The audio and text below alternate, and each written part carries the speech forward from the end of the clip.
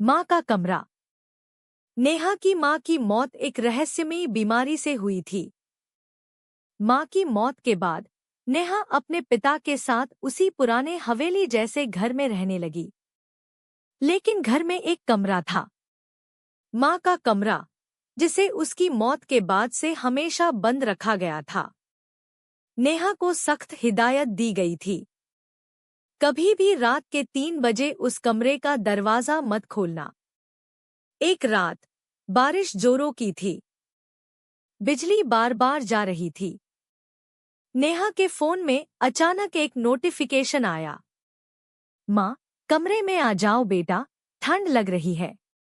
नेहा सन्न रह गई। माँ तो मर चुकी थी।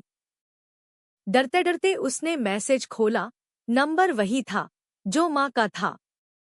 और तभी एक और मैसेज, 3 बजे दरवाजा खोलना मत भूलना, माँ इंतजार कर रही है। रात के 2:59 पर नेहा की आंख खुद ब खुद खुल गई, बिना अलार्म के। पूरे घर में सन्नाटा था, लेकिन माँ के कमरे के अंदर से किसी के खांसने, फुसफुसाने और खून से भरी उल्टी की आवाजें आ रही थी। घबराकर उसने पिता को उठाया, लेकिन वे बेहोश थे, पसीने से लथपथ। तभी वह दरवाजा धीरे धीरे खुद ही खुल गया। कमरा पूरी तरह अंधेरे में था, लेकिन भीतर एक पुराना झूला हिल रहा था।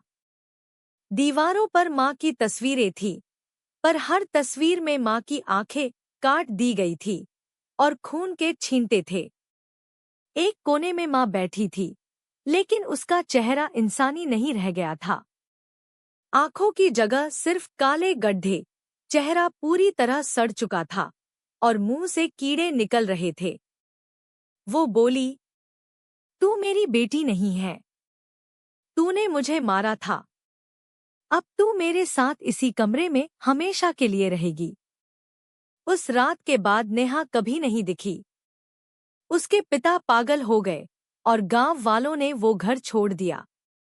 लेकिन जो भी उस घर के पास से रात 3 बजे गुजरता है, उसे एक लड़की की चीख सुनाई देती है, मुझे बाहर निकालो, प्लीज।